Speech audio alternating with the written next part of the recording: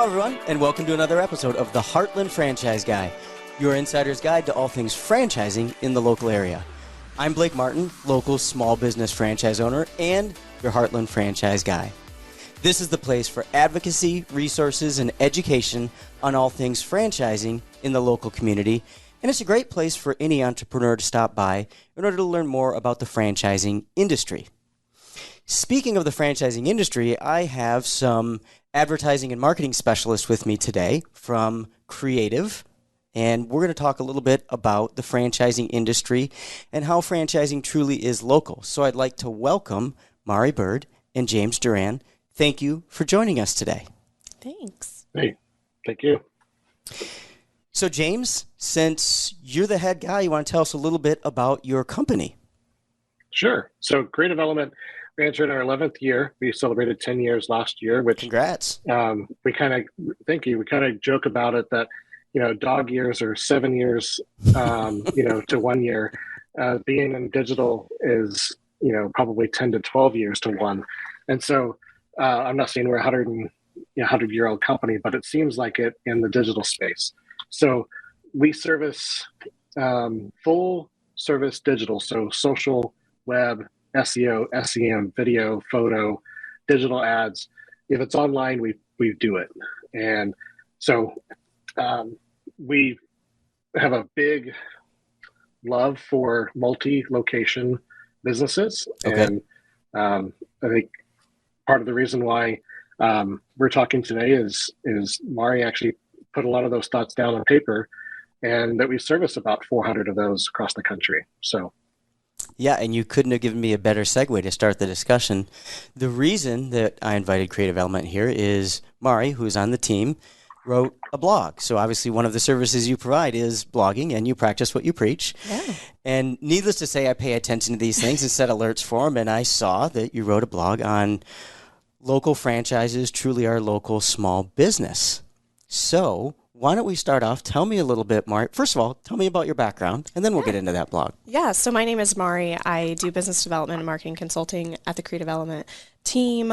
And one thing that I do and spend a lot of my time doing is being out in the community. So attending networking events, chamber events, things like that. And I always hear a lot of chatter about, we have to support local businesses, which Sure. I 110% agree with. We have to support local businesses.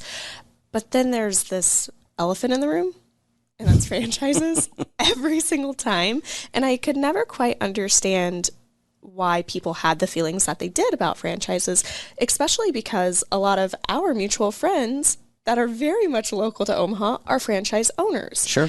And so that's I know one. He's on this podcast. Yeah. And that's what prompted me to dig a little deeper into some statistics, some facts, and write the blog.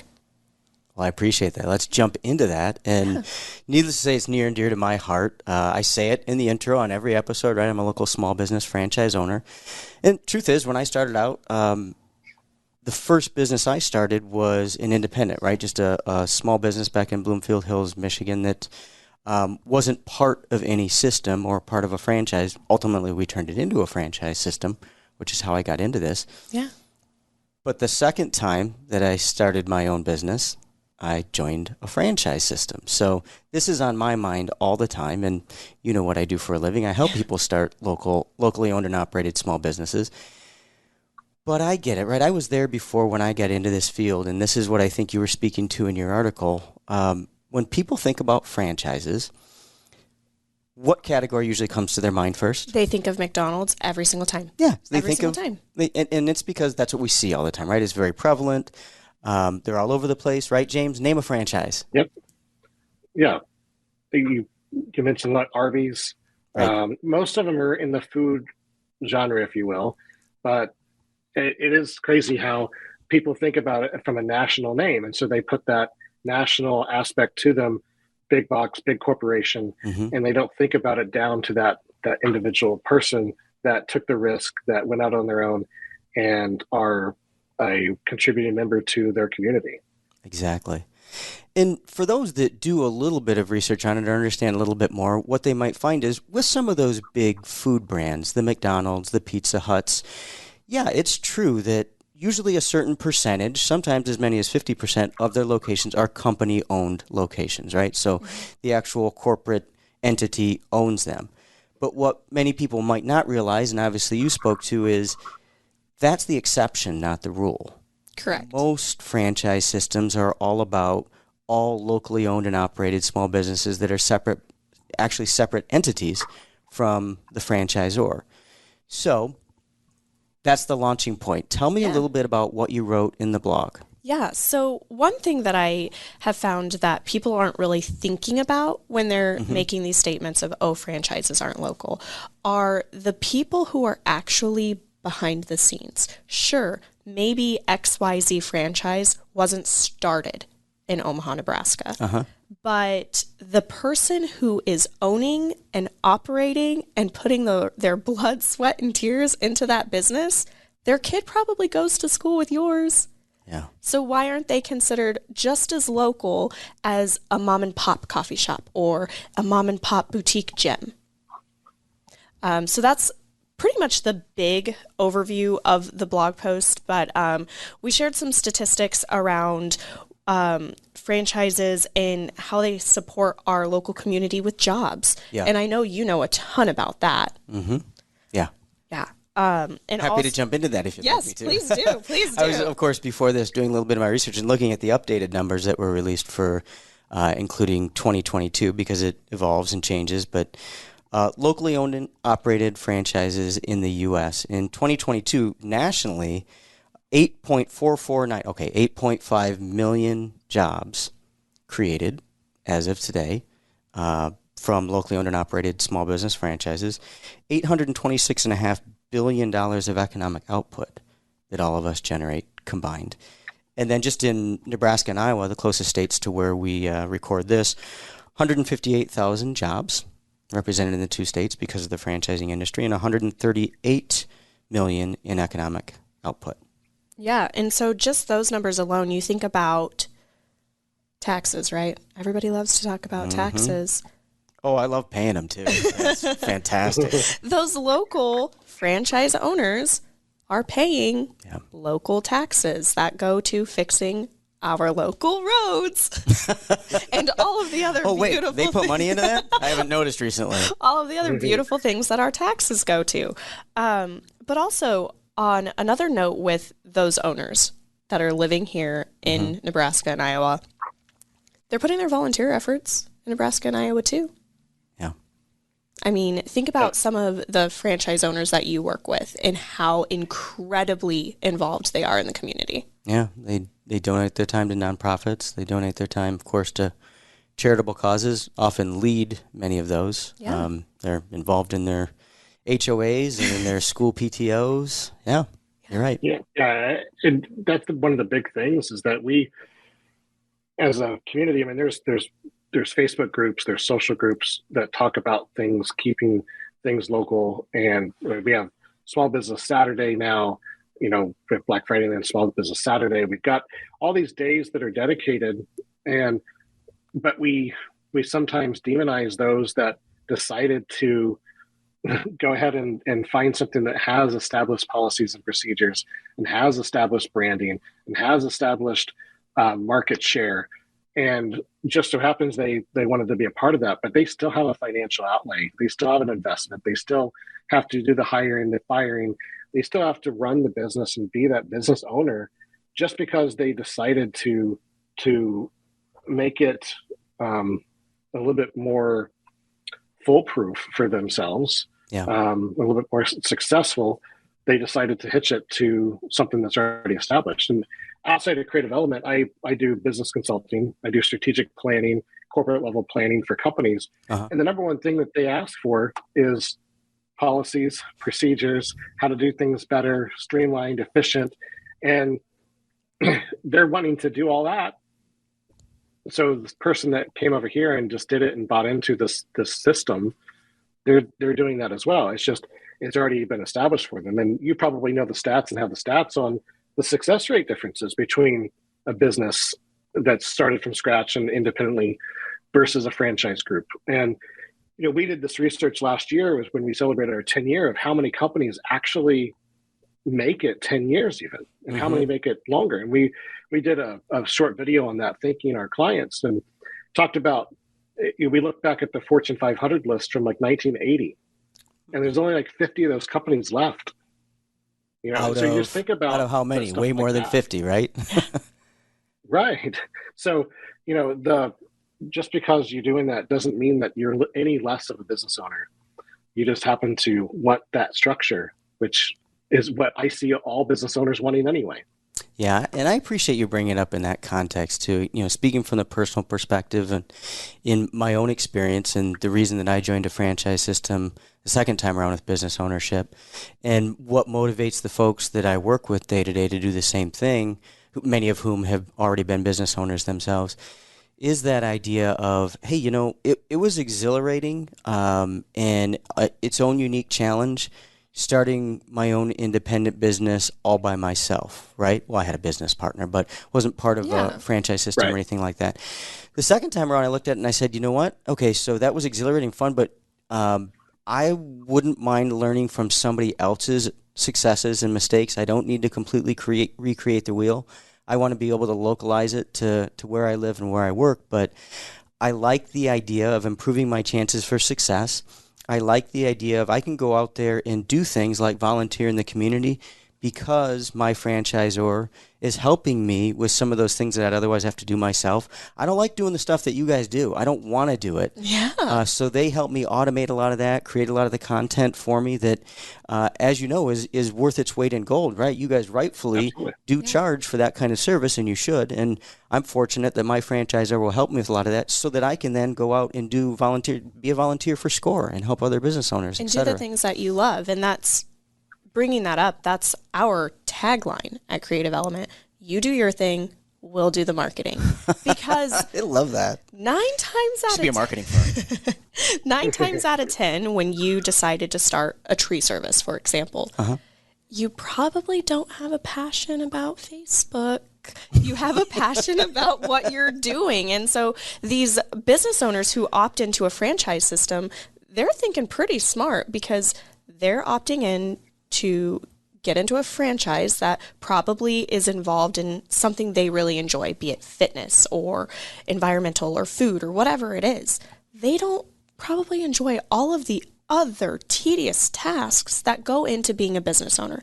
But whether you're doing it as a franchise or as an independent, you're still going to have to do them. The real key is, do you have somebody helping you along the way? Yeah. Yeah. And, the famous line that you've heard a million times in franchising is you're in business for yourself, but not by yourself, which is, what you provide to folks as well. And I happily pay, most franchise systems, there's a royalty stream, right, based upon the revenues that I generate. So they help me generate revenues. My franchisor in Louisville, Kentucky, they help me generate revenues. They get a small piece of it. They get 5% of that, and I get to keep 95%. And I'm perfectly happy sharing that 5% of them because they're doing my social media. They've created all the software. They support the software. I mean, I can't even imagine how much I would pay for the software that I use for my internal operations. That's probably 10 times more than I share with them in royalties every year, and I'm okay with that. So I don't know if I would have really run the math on that if I hadn't been a business owner before and we had to build everything from scratch. But and you see the value in those things, right? Yeah. Because you're paying a royalty, but you're also getting value back for that. And most likely you're getting more value than what you're actually paying because you're able to share that across a larger group of people. It's just like bulk buying and being buying group and all that stuff. It benefits. Yeah, you hit the nail on the head. I mean, when people ask me, I tell them, look, at the end of the day, the valuation or the analysis that you should be making if you're trying to decide how do I get into business, do I want to join a franchise, do I want to hang my own shingle? The analysis you need to do is the one that you just referenced that I did, and that is what they're providing to you in support and tools and resources and in some cases, brand value. Does that more than make up for what you're going to share with them in royalties and initial fees? So the software that they provide to me, right? I get charged a small percent for that. It's the same analysis that somebody's doing if you're a realtor that's part of a national real estate or regional real estate brokerage or an insurance broker that's part of national brokerage, right? You're hitching your wagon to somebody that's already created some of those resources, tools, the processes, and procedures, which everybody loves to write. Yeah, I mean, there's actually nerds out there in the franchising world that enjoy doing that. So more power to you. But when we talk about trying to categorize franchises and where do they fit within a local community like Omaha or Des Moines or Lincoln or wherever somebody's listening from, I tell people think about it the same way, right? There's a whole bunch of us, franchise or not, who we've just decided to join a larger brand. We're still our own business entity. We still pay our own local taxes, hire You local still have folks. to hire and fire. Yeah, it's our money on risk. Yeah, it's our money at risk, etc. So I'm sorry, James, I kind of interrupted you as you came to I was thought going to there. say that the other piece there is that we don't really talk about is the camaraderie, right? And so you're having a relationship with fellow franchisees and being able to bounce ideas, like you having a group of people that are running the same type of business that you are, probably not in your neighborhood, but they're running it maybe, another part of the state or another state, but they understand what's going on with you. They understand the struggles that you have. And most business owners don't have that support system of having a board that understands what they're doing, understands what it is like to be a business owner, and having to deal with that employee that just had an issue that they have to deal with. And it's like, hey, how did you work through that? What did you do? And having that support system, they just don't have that outside of some of these systems. And I think the reason is because if you think about an independent business and they're going through these struggles, and the person they want to turn to is probably their competitor, and they're not going to talk to their competitor about their struggles. But in a franchise system, those people are dealing with the same situations you are, but they're on your team. They're not your competitor. Yeah. I'm so glad you guys brought this up. Like, you're the perfect guest, because the last episode we recorded that just posted was on exactly this topic. I had one of my fellow franchisees, Todd Feaster from Ohio, and we were talking a little bit about that. And he brought up something that really fascinated me. It goes directly to what you're talking about there. So he said, I actually did a little bit of research on enemies versus friendly rivals. And so enemies could be like competitors who, hey, enemies want to destroy you. Friendly rivals, and this is how I would consider fellow franchisees. Maybe rivals might even be too strong of a term because we're just trying to grow the brand. But even if we cover similar geographic areas, okay, so we're friendly rivals, we make each other better. Yeah. And so that was his comparison. The enemies want to destroy you, but these friendly rivals, like a fellow franchisee, we make each other better by driving each other further. So you just made Todd look brilliant. Thank you.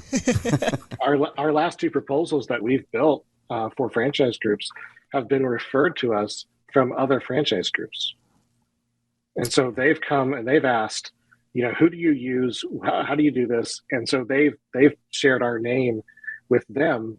And because it goes beyond just that particular franchise. It is the franchise owners that span across, that talk to each other and support each other because they understand the struggles that they have. Yeah, there is a camaraderie across the entire franchising industry. And I remember when I first joined the industry, going to the national conventions for the International Franchise Association, et cetera, I was astonished pleasantly at how open people were with each other. Even rival franchises from the same industry, they got it. They're like, hey, there's more than enough space for quality competitors. And so we would help, and still to this day, of course, continue to help each other with, how to build a franchise system the right way, franchise or franchisee relationships. It's an industry family, and I know that sounds a little bit trite, but it's true. If anybody who's listening who's been in the franchising industry, they'll tell you it's a franchising family, and it doesn't mean it's all wonderful and everything's great, but it's a support system. It's a support system. And before I forget, since you gave us the perfect segue on the support you provide to folks, I know we're getting to the point where we have to wrap up. Tell me, you guys, how do people get a hold of you for your services? Yeah, so there's a gamut of ways. They can go to our website, which is really easy. It's kreativeelement.com, but it's creative with a K, no E at the end. Thank you. So Kreativ Element. Correct. Yes. Thank you. So you can visit our website. Our website does a fantastic job at showcasing all of the different work that we do. You can find us on Facebook. You can find us on Instagram. Or if you want to just cut straight to the case, you can email info@kreativeelement.com, and that'll go to James and I. into that segue around our services, James had mentioned about the proposals we've sent out to different franchises. And it's so funny looking back at the first one I specifically worked with. When I sat down with this franchisor, they were thinking, okay, you guys are a local business in Omaha. This is great, but can you handle a franchise system? And that's when we really got to shine and show all of the different services that we offer and how we merely want to be an extension of your team. We don't want you to feel like you're outsourcing to us. And I think that's why it works when we work with franchise groups, but also because, as you can tell on this podcast, we're here to support them, and we see them in the same light that they see themselves, as just another business owner trying to make it. Yeah. I think with those sage words, we better wrap things up. We're not going to beat that, are we, James? Nope. Thank you both so very much for being here today. I really appreciate you sharing and contributing your own experience, a very unique perspective on our industry and franchising, and sharing your opinions and thoughts on how franchising truly is locally owned and operated small business. We appreciate it. We wish you the best of luck moving forward. Thank you, Blake. And thanks to all of you for listening to another episode of the Heartland Franchise Guy. Remember, don't keep us a secret. Share, subscribe, and follow. You can blog about us too, right, Mari? Absolutely. We're on all your major platforms. If you have any questions about anything you heard on this episode, just hit the QR code on your screen. That'll get you in contact with us, and we'll be happy to answer any questions you have. You heard the contact info for Kreativ Element, but if you don't have a photographic memory and you're in your vehicle or something, don't look down. Just scan the QR code when you get home, and we'll make sure that you get in touch with them. So thank you all for joining us for another episode of the Heartland Franchise Guy. We'll see you here again soon for another episode.